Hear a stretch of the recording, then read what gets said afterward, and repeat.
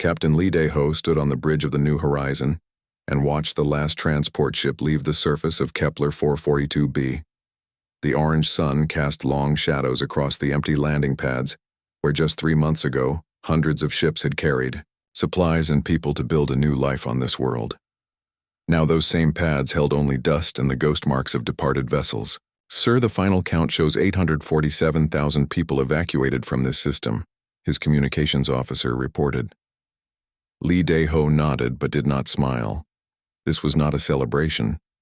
This was goodbye to everything humanity had built in this corner of the galaxy. The orders had come 18 months ago, through channels so secure that even he had needed 3 different command codes to access them. Protocol Omega, they called it, and the name alone told him everything he needed to know. This was the end of something and the beginning of something else entirely. Dr. Park So-jin was on the surface taking final readings from the research stations that had studied this world for 15 years. She had called him twice asking why they were shutting down perfectly good facilities. He had told her what he was told to say: budget cuts and resource reallocation. The lie tasted bitter in his mouth, but the truth was not his to tell. The truth was that humanity was leaving. All of it. Every person on every world in every system where humans had built cities and farms and families. They were packing up 2 centuries of expansion across 247 worlds and 89 star systems, and moving somewhere that no other species in the galaxy even knew existed. Lee Dae-ho had been part of the planning for 3 years before the orders came down. Admiral Kim Tae-sung had chosen him personally for the Kepler evacuation because this world sat on one of the major trade routes. If they moved people too quickly, or too obviously here, the other species would notice. The Altarians had a monitoring station just 2 systems away, and they watched human shipping movements carefully. So they had done it slowly, like pulling a thread from cloth without tearing the fabric. Ships that normally carried trade goods started carrying fewer goods and more people. Passenger transports that usually moved between human worlds started making longer trips toward the rim of the galaxy. Even the automated cargo haulers had been reprogrammed to carry human DNA samples and cultural archives instead of manufactured products. Engineer Choi Min-ho had designed most of the technical aspects of the evacuation. He had calculated exactly how many ships they would need and how long it would take to move everyone without triggering automated alert systems that monitored unusual traffic patterns. His calculations had been perfect. 18 months to move 15 billion people and everything they needed to survive in the void between galaxies. The hardest part had been the deception. Humanity had been part of the Galactic Consortium for over 200 years. They had friends among the other species. They had business partners and research collaborations and cultural exchange programs. All of that had to continue normally, even as they prepared to abandon it forever. Dr. Park So-jin finished her work on the surface and returned to the ship. She found Lee Dae-ho in his ready room staring at a star chart that showed the positions of all human worlds. Most of the markers had already changed from green to red, meaning those worlds were now empty. "Captain, I need to ask you something, and I need you to tell me the truth," she said, sitting down across from his desk. "We are not coming back to this world, are we?" Lee Dae-ho looked at her for a long moment. So, Jin had been studying alien ecosystems for 12 years. She was brilliant and observant, and he should have known she would figure out what was really happening. "No, we are not coming back," he said finally. "Are we coming back to any of them?" "No." She was quiet for several minutes processing this information. "Where are we going?" "Somewhere safe." "Safe from what?" Lee Dae-ho stood up and walked to the window that showed the planet below. Already nature was starting to reclaim the human settlements. Vines grew over the walls of empty buildings and small animals explored structures where people had lived just days ago. "There are things in this galaxy that are older than any of us realize," he said. "Things that have been watching and judging for longer than recorded history. Humanity has grown too fast and spread too far and changed too many things. We have made ourselves a target. What kind of target? The kind that gets erased." So-jin joined him at the window. "How long have we known this was coming? Our best people have been studying the patterns for 50 years. Ancient species that expanded rapidly and then vanished without explanation. Worlds that were stripped of all life and then abandoned. Entire sectors of space that show signs of massive industrial activity, followed by complete silence. It happens in cycles, and we are approaching the end of this cycle. So we are running away. Lee Dae-ho turned to face her. We are surviving. There is a difference. The ship began to move away from Kepler 442b toward the edge of the system. This was the last human ship to leave this world. Soon automated systems would power down the cities and seal the research facilities. The planet would wait in perfect preservation for whoever came to claim it next. Admiral Kim Tae-sung had orchestrated similar evacuations across human space. Each world required different timing and different cover stories. Some were told their populations were being relocated for economic reasons. Others were told about new opportunities in distant systems. A few, like the military worlds, were simply ordered to pack up and move with no explanation given. The Admiral had been careful to maintain normal shipping schedules with the other consortium species right up until the end. Human freighters continued to deliver goods on time, and human diplomats continued to attend conferences and sign trade agreements they would never fulfill. The illusion had to be perfect, because once the other species realized what was happening, they would try to stop it, not out of malice but out of fear. If humanity was running from something, then that something might come for the rest of the galaxy next. Better to keep the humans where they were as a buffer or a sacrifice than to face the unknown alone. But humanity had learned the lessons of history. The species that survived the great erasures were not the ones who stood and fought or the ones who hid and hoped. They were the ones who ran far enough and fast enough to be somewhere else entirely when the judgment came. Dr. Park So-jin returned to her research station to pack the last of her equipment. She had spent years cataloging the unique life forms of this world, and now all of that work would sit in archives that no human would ever access again. It seemed like a waste until she realized that preservation was not waste. Someone would find these records someday and know that humans had been here and had cared enough about other life to study it and protect it. The New Horizon reached the edge of the Kepler system and paused. Behind them lay 2 centuries of human expansion and achievement. Ahead lay the unknown darkness between the galaxies, where humanity would make its new home.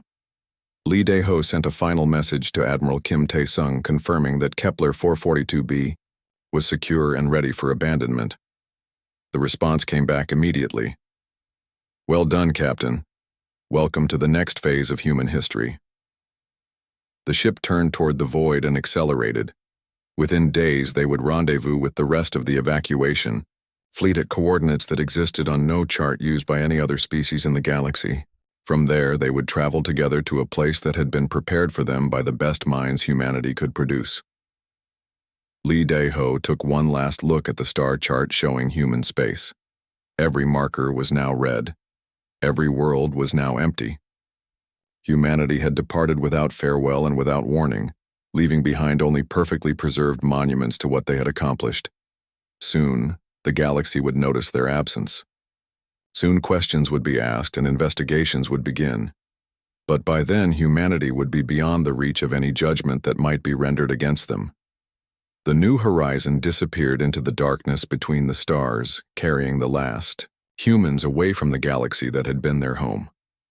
Behind them, automated systems continued their routines, maintaining empty cities and operating vacant facilities as if nothing had changed. But everything had changed. And soon, the entire galaxy would learn what it meant to lose 15 billion humans overnight. Magistrate Velthara had lived for over 3,000 years, and in all that time she had never seen the Galactic Tribunal convene for a case this complex. The Great Chamber floated in the void between star systems constructed from materials that existed nowhere else in the galaxy. Its walls could contain the deliberations of beings whose thoughts moved at the speed of light, and whose arguments might span centuries. Today, those walls would witness something unprecedented. They would judge a species that was not present to defend itself. Prosecutor Zekmore arranged his evidence files in perfect order. He represented a coalition of 47 different species, all of whom had filed formal complaints against humanity over the past 2 centuries. The charges were extensive and damaging: violation of territorial agreements, unauthorized terraforming of protected worlds, cultural contamination of developing species, technological advancement beyond approved parameters. Most serious of all was the charge of violating the natural order doctrine. This ancient law required all species to maintain stable population levels and restrict their expansion to prevent cosmic imbalance. Humanity had violated this law repeatedly and flagrantly, expanding from 1 world to 247 worlds in less than 3 centuries. Defense advocate Quintal represented the collective consciousness of a symbiotic species that had been assigned to defend humanity. She had tried for months to contact human authorities to prepare their defense, but every attempt had failed. Earth's communication networks responded to routine signals, but no human voices answered. The colony worlds were the same. Systems functioning perfectly, but no people responding. Observer Nixara existed as pure energy and served as the neutral party documenting the proceedings for the cosmic record. Her purpose was to ensure that the judgment rendered today would be preserved for future tribunals and future species who might face similar charges. Velthara called the tribunal to order, with a thought that resonated through the quantum fabric of the chamber. We convene today to address the charges brought against the species known as humanity. Prosecutor Zekmore, you may present your opening statement. Zekmore rose from his station. His species had evolved from pack hunters, and his presentation style retained that predatory efficiency. Honored magistrate, the evidence against humanity is overwhelming and undeniable. They have committed crimes against the natural order that threaten the stability of galactic civilization itself. He activated a holographic display showing human expansion over the past 3 centuries. The pattern looked like a virus spreading through healthy tissue. Observe their reckless growth pattern. 1 world becomes 10. 10 becomes 50. 50 becomes hundreds. No other species in recorded history has expanded so rapidly or with such disregard for established boundaries. The display shifted to show specific violations. Here we see humans terraforming the sacred world of Altair 7, despite explicit warnings from the native species. Here they established colonies within the protected zone around the hegemony homeworld. Here they began uplifting the primitive Nexari, species without authorization from this tribunal. Quintal watched the presentation and tried to formulate responses she could not make. Every charge was technically accurate, but the context was missing. Humans had terraformed Altair 7 because the Altarians had asked for their help after their own attempts had failed. They had established colonies near hegemony space because the hegemony had signed trade agreements encouraging human settlement. They had uplifted the Nexari because the Nexari were dying from a genetic plague that only human technology could cure.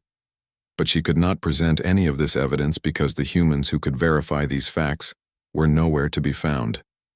Zekmore continued his presentation for 3 hours, documenting every human violation of galactic law and protocol. The evidence was damning precisely because it was accurate. Humanity had indeed broken dozens of laws and treaties. The fact that they might have had good reasons for doing so was irrelevant under the strict interpretation of cosmic law. Most disturbing of all, Zekmore concluded, is their development of dangerous technologies that violate the cosmic stability accords. Faster-than-light communication systems that bypass established networks, weapons capable of destroying entire star systems, artificial intelligences that approach true consciousness. These technologies threaten the fundamental order that keeps our galaxy stable and peaceful. Velthara absorbed this information and felt a growing unease. The charges were serious enough to warrant the complete restriction of human expansion and the assignment of permanent monitors to all human worlds. In extreme cases, they might even require the forced relocation of human populations to prevent further violations. But how could they implement such measures against a species that appeared to have vanished? Defense advocate Quintal, you may present your response. Quintal rose reluctantly. Her collective consciousness was struggling with the impossibility of defending clients who could not be consulted. Honored magistrate, I must first address the unprecedented nature of these proceedings. The accused species is not present to answer these charges. Our attempts to contact human authorities have been unsuccessful for reasons we do not understand. Elaborate on these contact attempts, we have sent communication requests to Earth and received automated responses indicating normal system function, but no human personnel have responded. We have sent diplomatic missions to major human colonies and found the same situation. Infrastructure intact and operational, but no human presence detected. Observer Nixara documented this exchange with interest. In 50,000 years of galactic history, no species had simply disappeared while under tribunal investigation. Species had been destroyed in wars or consumed by cosmic disasters, but none had ever chosen to absent themselves from their own judgment. Zekmore interrupted. Honored Magistrate, the absence of the accused does not invalidate the charges against them. The evidence speaks for itself regardless of whether humans choose to defend their actions. Perhaps, Velthara replied, but it does raise questions about the nature of justice we can dispense. How do we judge a species that is not present to receive that judgment?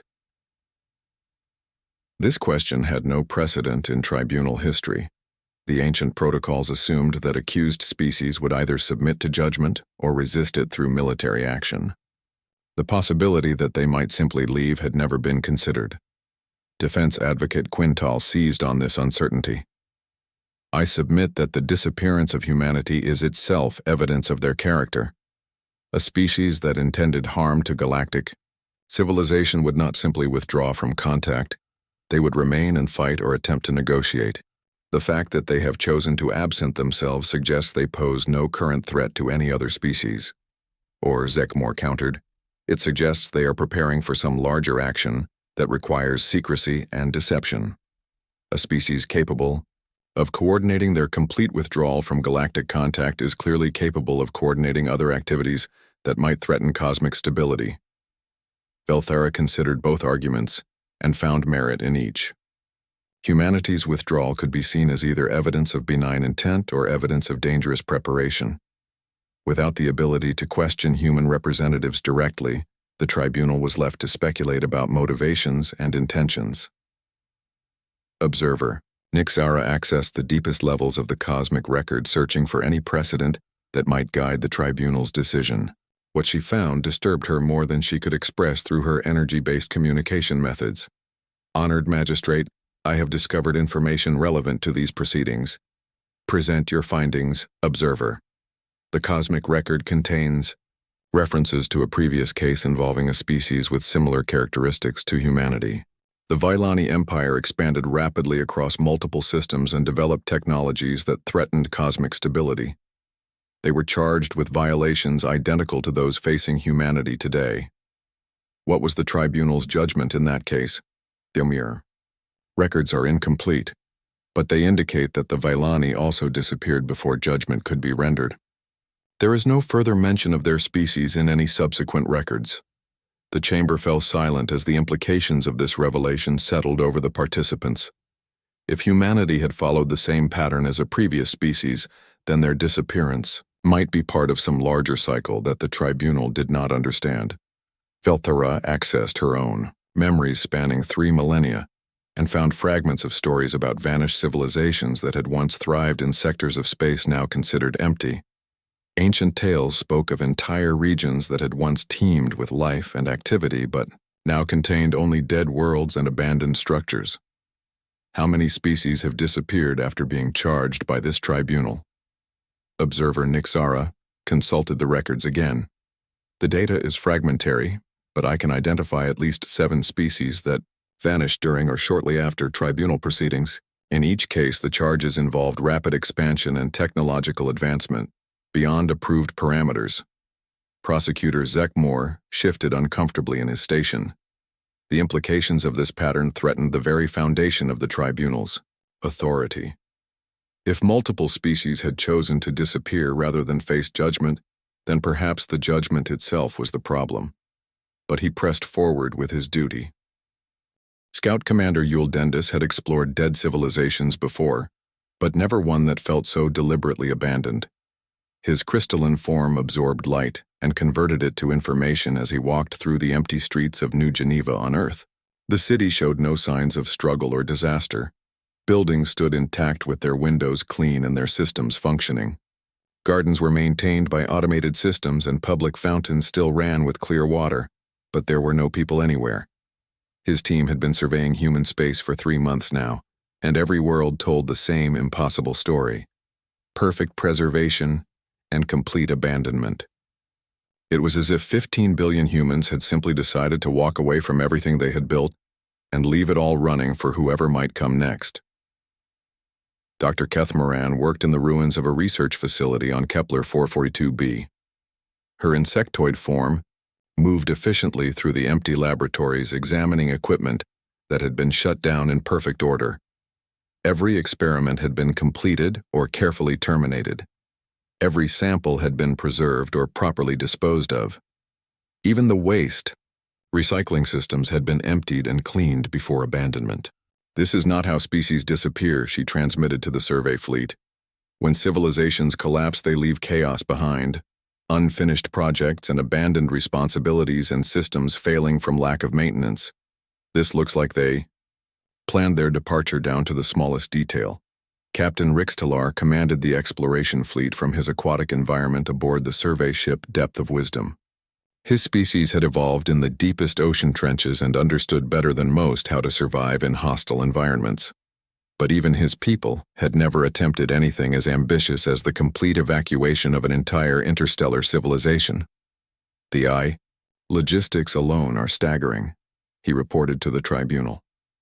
"Our analysts estimate that moving 15 billion people and their supporting infrastructure would require over 50,000 ships working in perfect coordination for at least 18 months. The level of planning and discipline necessary exceeds anything we have seen from any species in galactic history."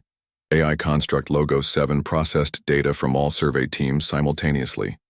Its quantum processors could analyze patterns across multiple star systems in real time, and what it found challenged its fundamental understanding of how civilizations behaved under stress. "I am detecting evidence of massive construction projects completed immediately before the Exodus," Logos 7 reported. "Deep space sensor arrays pointing toward extragalactic space. Manufacturing facilities that produce technologies with no apparent civilian or military applications. Most significantly, I am finding devices that appear designed to mask gravitational signatures on an unprecedented scale." Scout Commander Yul Dendis descended into the underground levels of the New Geneva Central Archives. Here, in climate-controlled chambers, humanity had stored the complete record of their civilization. Books and art and music and scientific discoveries spanning thousands of years. Everything was perfectly preserved and fully accessible. Too accessible, he realized as he examined the filing systems. Normally, when a species abandoned their worlds, they took their most important cultural artifacts with them. These archives contained original documents and irreplaceable works of art that should have been the first things loaded onto evacuation ships, unless they intended for someone else to find them. Dr. Keth Moran made a disturbing discovery in the research facility's quantum storage systems. Buried beneath layers of routine data, she found fragments of encrypted files with names like Project Horizon and Deep Survey Initiative. The encryption was beyond anything her species could break, but the file structures suggested they contained technical specifications for technologies that did not exist in any known database. "I am finding evidence that humans developed capabilities we never knew they possessed," she reported. "Faster-than-light communication systems that bypass all known network protocols. Sensor technologies that can detect objects beyond the galactic rim. Most disturbing of all, theoretical frameworks for traveling between galaxies that should be impossible with current understanding of physics." Captain Rixtalar coordinated the search of human military installations and found them as thoroughly abandoned as civilian facilities. But the abandonment had been selective. Weapon systems had been dismantled and removed. Defensive satellites had been powered down and their key components extracted. Strategic databases had been wiped clean, leaving only basic operational manuals. They took everything that could be used for military purposes, but left everything that could be used for peaceful development, he observed. This suggests they were not fleeing from a conventional threat that could be fought with weapons. AI construct Logos 7 made the most significant discovery while analyzing shipping records from the past 5 years. Hidden within routine cargo manifests and passenger transport schedules, it found evidence of the largest logistics operation in galactic history. The exodus was not a sudden decision, Logos 7 reported. Analysis of cargo patterns shows systematic preparation beginning at least 5 years ago, gradual stockpiling of resources at coordinates beyond the galactic rim, slow transfer of critical personnel and equipment disguised as routine shipping activities. The operation demonstrates planning and execution capabilities that exceed our current understanding of human organizational capacity. But it was Scout Commander Yuldendis who found the most disturbing evidence in the deepest archives of Earth's central government complex. Sealed in a quantum-encrypted vault that could only be opened by the Galactic Tribunal itself, he discovered humanity's final message to the galaxy. The message was brief and cryptic. "We know what is coming," it said. "We have gone where it cannot follow. You should have listened to the warnings your predecessors tried to give. The judgment has been rendered before, and it will be rendered again. We choose survival over submission." Attached to the message were data files that Logos 7 could not decrypt. The encryption methods were unlike anything in the galactic database and appeared to be based on mathematical principles that current science considered theoretical at best. Dr. Keith Moran found additional fragments in the research facility that provided context for the message. References to cyclic cosmic events and pattern recognition across deep time suggested that humans had discovered something about galactic history that other species had missed or forgotten. They were studying ancient civilizations that disappeared without explanation, she reported. The research files contain references to 17 different species that expanded rapidly and then vanished completely. In each case, the disappearance occurred shortly after those species were charged with violating cosmic stability laws. Captain Rixtalar felt a chill in his aquatic environment that had nothing to do with temperature. The implications of this pattern were terrifying. If humanity had identified some threat that repeatedly destroyed expanding civilizations, then their exodus might not be cowardice but wisdom. AI construct Logos 7 attempted to correlate the human research with known galactic history but found that the records were incomplete. Large sections of the cosmic database showed gaps corresponding to the time periods when the vanished species had existed. It was as if someone or something had deliberately edited galactic history to remove evidence of these civilizations. Scout Commander Yuldendis made one final discovery in the government complex. A secondary vault contained detailed survey data of the space between galaxies. The data showed that the void was not empty as most species believed. Hidden in the darkness between star clusters were massive structures that could only be artificial. Humans were not the first to flee to intergalactic space, he realized. These structures appear to be the remnants of previous civilizations that escaped the galaxy before us. Humanity may have made contact with survivors from the vanished species we have been studying. The survey teams compiled their findings and transmitted them to the Galactic Tribunal. The evidence painted a picture that challenged everything the galaxy thought it knew about cosmic history and human motivations. Dr. Kethmoran summarized their conclusions in her final report. Humanity did not disappear due to guilt or fear of judgment. They disappeared because they discovered a pattern of cosmic destruction that targets advanced civilizations. Their exodus was not abandonment but preservation. They have taken themselves beyond the reach of whatever force has been eliminating expanding species for millions of years. Captain Rixtalar added his own assessment. The precision and scale of their evacuation suggests they had help from other species that survived previous cycles. The structures we detected in intergalactic space may represent a coalition of escaped civilizations working together to preserve life and knowledge. AI construct Logos 7 provided the most disturbing conclusion of all. Analysis of galactic history shows a recurring pattern every 250,000 years. Civilizations reach a peak of development and expansion. A tribunal convenes to judge the most successful species. Those species either submit to restrictions or disappear entirely. Shortly afterward, a cosmic event resets galactic civilization, and the cycle begins again. Scout Commander Yuldendis transmitted the final piece of evidence to the tribunal. Ancient archive keeper Molthus had not spoken in 50,000 years. Her crystalline form had grown into the very structure of the cosmic library, where she maintained the deepest records of galactic history. When she chose to break her silence, the quantum resonance of her voice made every being in the tribunal chamber pause in recognition of witnessing something unprecedented. "I remember the last time," she said, and her words carried the weight of eons. Magistrate Velthara felt something cold settle in the core of her being. In 3,000 years of life, she had never heard anyone claim direct memory of previous cosmic cycles. The very idea challenged the fundamental understanding of galactic history that the tribunal was built upon. "Speak, Archive Keeper," Velthara commanded.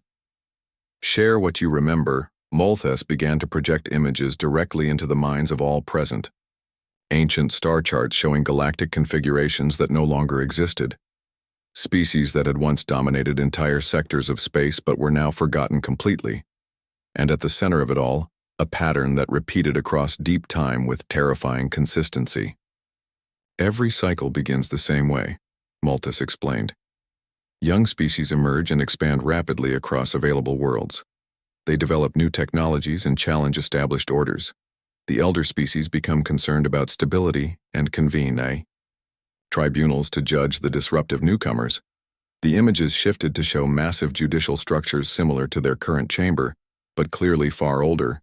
Beings that resembled no current galactic species sat in judgment over accused civilizations whose crimes sounded hauntingly familiar. "The charges are always the same," Molthus continued. "Unauthorized expansion, technological advancement beyond approved parameters, violation of natural order doctrines. The tribunals rendered judgment and imposed restrictions on the chaotic species." Quantum archaeologist Zenkaris materialized as a shimmer of organized energy within the chamber. Her species existed as pure thought and could analyze historical data at speeds that biological minds could not match. What she had discovered in the deepest layers of cosmic history confirmed Molthus' memory with mathematical precision. "I have identified 17 complete cycles spanning 4 million years of galactic history," Zenkaris reported. "Each cycle lasts approximately 250,000 years and follows an identical pattern: rapid expansion phase lasting 150,000 years, stability phase lasting 75,000 years, judgment phase lasting 20,000 years, termination phase lasting 5,000 years. Magistrate Velthara processed this information and felt her understanding of reality begin to crack. "What happens during the termination phase?" "The expanding species disappears," Zenkaris replied. "Not destroyed in conventional warfare, but simply gone as if they never existed. The elder species that enforced stability also vanish shortly afterward. Galactic civilization collapses and new species emerge to begin the next cycle." Molthus projected new images showing the aftermath of previous termination phases. Dead worlds stripped of all life. Space installations reduced to basic materials. Entire sectors of the galaxy empty except for primitive species just beginning to develop intelligence. "I am the only known survivor of the previous cycle," Molthus revealed. "My species achieved a form of existence that allowed us to endure the termination event. I have watched 16 cycles end in complete destruction, and each time I hoped the next cycle would break the pattern." The chamber fell silent as beings that had thought themselves ancient realized they were children compared to the archive keeper. Everything they believed about galactic history was based on records from only the current cycle. They had no knowledge of the vast civilizations that had risen and fallen before them. Zenkaris continued her analysis. "The pattern shows clear markers indicating we are in the final phase of the current cycle. The expanding species have been identified and judged. The tribunal has convened and rendered preliminary decisions. According to historical precedent, the termination event should occur within the next few decades." "What is this termination event?" Velthara demanded. "What force has the power to destroy entire galactic civilizations?" The Watchers chose that moment to reveal themselves. Ancient entities that existed in the spaces between stars materialized around the chamber like living shadows. Their presence caused fundamental particles to behave differently, and their communication bypassed normal sensory channels entirely. "We are the immune system of the universe," they said in voices that resonated through quantum foam itself. "When civilizations become too rigid and too ordered, they threaten cosmic evolution. We exist to restore balance through controlled destruction and renewal." Magistrate Velthara felt her sanity stretching under the weight of these revelations. The Watchers were not malevolent invaders, but cosmic forces as natural as gravity or entropy.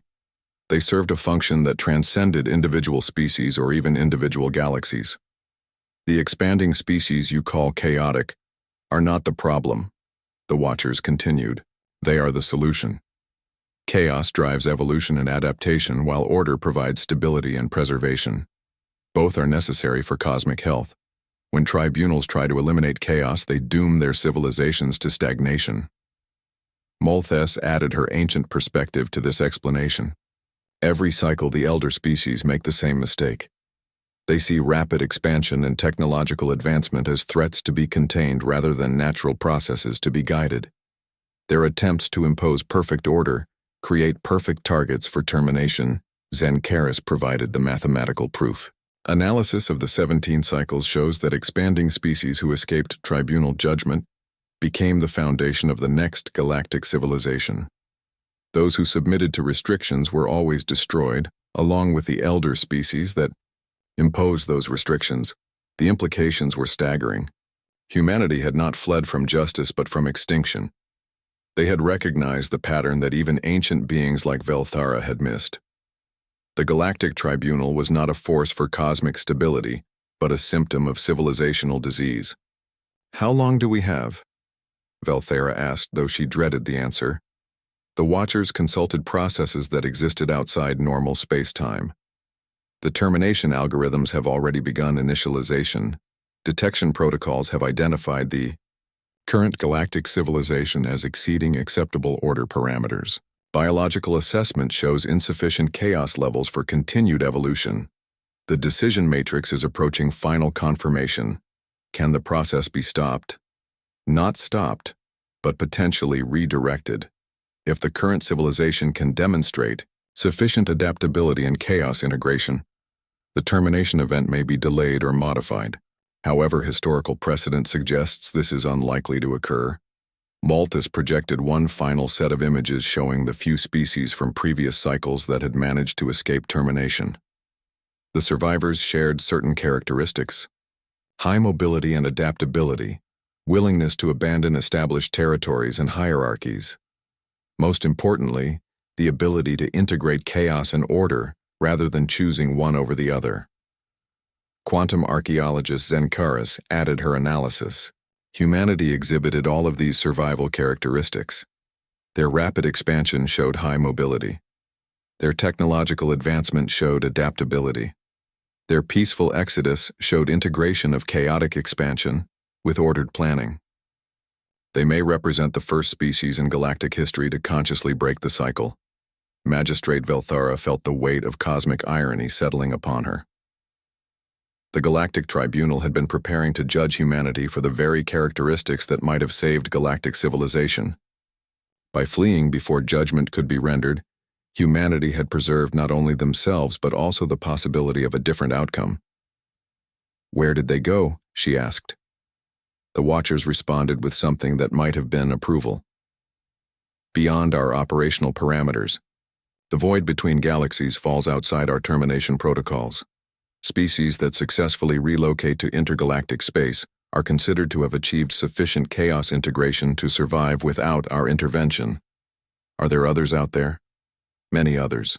Each galactic cycle produces a small number of species that recognize the pattern and escape before termination. They form communities in the deep void and serve as repositories of accumulated knowledge and experience. Humanity appears to have made contact with these refugee civilizations." Malthus added the final piece of the puzzle. "This is why I chose to reveal myself now. Humanity's exodus creates an opportunity that has never existed before. They left behind complete records of their civilization and clear warnings about the pattern. For the first time, the remaining species have advanced knowledge of what is coming." Zenkaris calculated the possibilities. If the galactic civilization can adapt quickly enough to integrate chaos and order, it may be possible to avoid termination.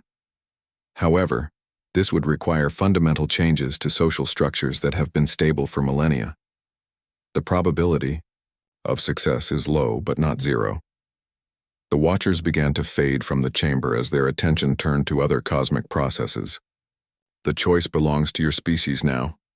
Submit to termination with dignity or adapt beyond recognition. There are no other options. Magistrate Velthara looked around the chamber at representatives of the species that ruled the galaxy. The cosmic recycling force appeared at the edge of the galaxy like a tide of organized destruction. It did not announce itself with weapons or threats, but simply began the methodical process of deconstructing the outermost star systems.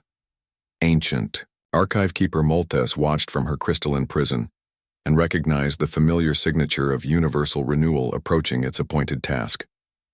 Magistrate Velthara convened the final session of the Galactic Tribunal with representatives from every major species in attendance. The great chamber that had been built to judge humanity now served as the emergency command center for galactic civilization's last desperate attempt at survival. The termination force has reached the outer rim, she announced.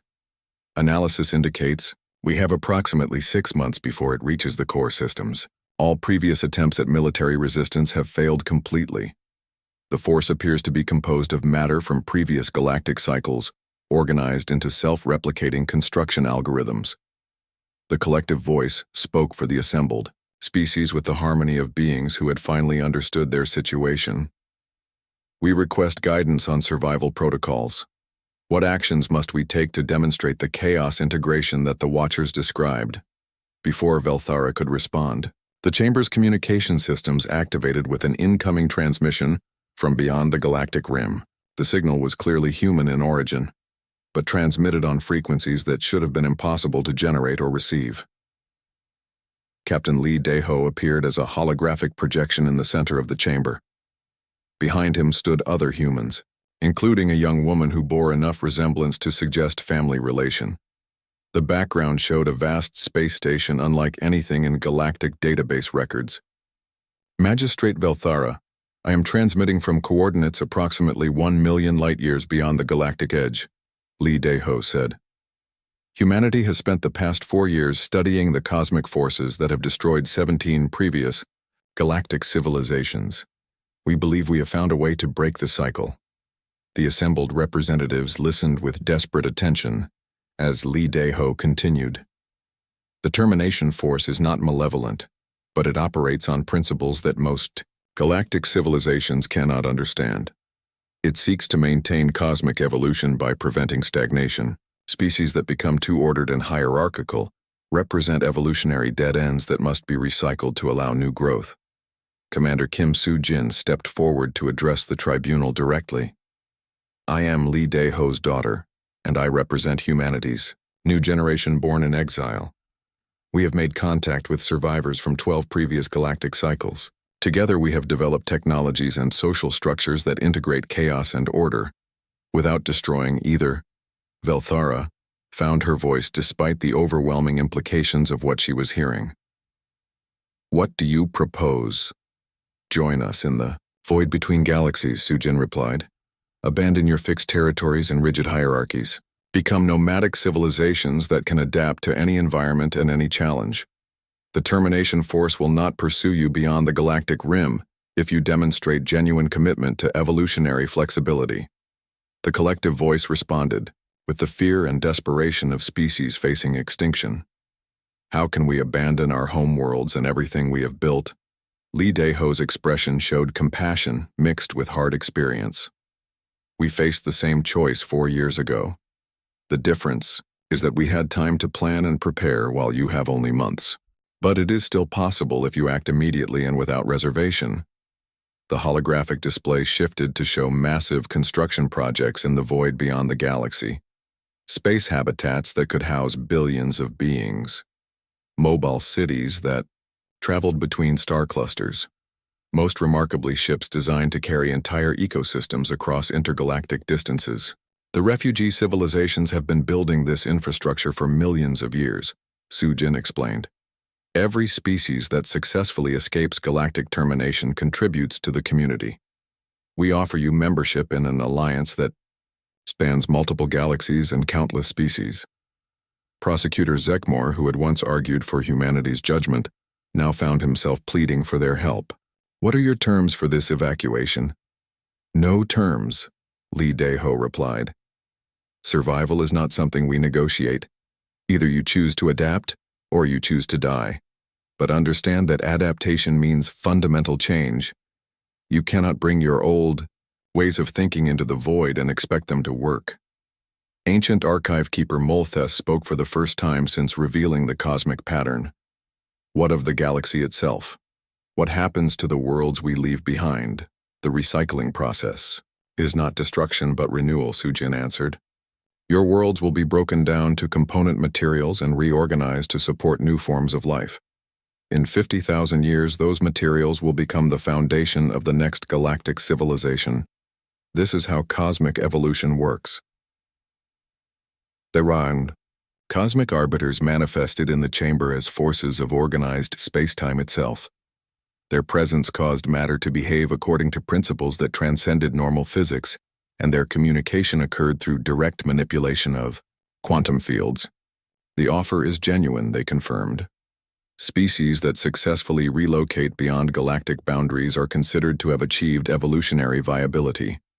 They will not be subject to further termination protocols provided they continue to demonstrate adaptive capacity. Velthara felt the weight of cosmic judgment settling upon her in a way she had never anticipated. She who had prepared to judge humanity now faced judgment herself. Would she choose the familiar certainty of extinction or the terrifying uncertainty of transformation? How long do we have to decide? Commander Sujin consulted instruments that existed nowhere in galactic technology databases.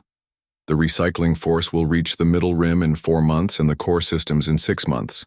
Evacuation must begin immediately to have any chance of success. Every day of delay reduces the number of beings we can save. The collective voice struggled with the implications of abandoning everything their species had ever known. Can we take anything with us? Essential knowledge, cultural artifacts, and genetic samples, Lee Daeho replied. But your social structures and territorial claims must be left behind. The void requires cooperation and adaptability that fixed hierarchies cannot provide. What about species that refuse to leave? Sujin's expression showed sadness but no surprise. Some will choose dignity over survival. The Refugee Alliance will document their civilizations and preserve their contributions to cosmic knowledge. But we cannot force anyone to choose life over principle. The session continued for hours as representatives debated options and argued about impossible choices. Some species demanded guarantees that could not be given. Others insisted on maintaining authority structures that were fundamentally incompatible with nomadic existence. A few quietly began calculating what they could take and what they would have to abandon. Magistrate Velthara watched the debate and realized that this was itself a form of judgment. Not the formal legal proceeding she had planned to conduct against humanity, but a deeper evaluation of which species possessed the flexibility to survive cosmic change. The Galactic Tribunal renders its final judgment, she announced when the arguments had exhausted themselves. We find that humanity was never guilty of crimes against cosmic order. They were guilty only of recognizing truth that we refused to see. Their exodus was not abandonment but wisdom. She stood and began the formal dissolution of the institution that had been her life's work. This tribunal is dissolved. Its authority is ended and its judgments are void. Let each species choose its own path to survival or extinction. Ancient archive keeper Molthes began the process of transferring her accumulated knowledge to portable storage systems. 4 million years of galactic history would not be lost if she could preserve it in the refugee database beyond the rim. The evacuation began immediately for those species brave enough or desperate enough to choose uncertainty over extinction. Transport ships arrived from the void carrying technologies and beings unlike anything in current galactic records. The Refugee Alliance worked with efficient compassion to save as many as possible, while respecting the choices of those who refused salvation. Commander Su-jin coordinated the massive logistics operation with skills learned from humanity's own exodus. We estimate successful evacuation of approximately 2 billion beings representing 47 species, she reported. Others have chosen to remain with their worlds and face recycling with dignity. Captain Lee Dae-ho watched the termination. Force continue its methodical approach through the galaxy's outer systems. Each cycle, some are saved and some are lost. This is the nature of cosmic evolution. What matters is that enough survive to carry knowledge and experience forward to seed the next phase. Magistrate Velthara was among the last to leave the tribunal chamber. She took one final look at the institution that had served 17 galactic cycles as an instrument of cosmic judgment. Now she understood that the real judgment had never been about specific species, but about the flexibility of civilization itself. The judgment has been rendered, she said to the empty chamber. Not by any tribunal, but by the universe itself. Some civilizations choose to grow and adapt and survive.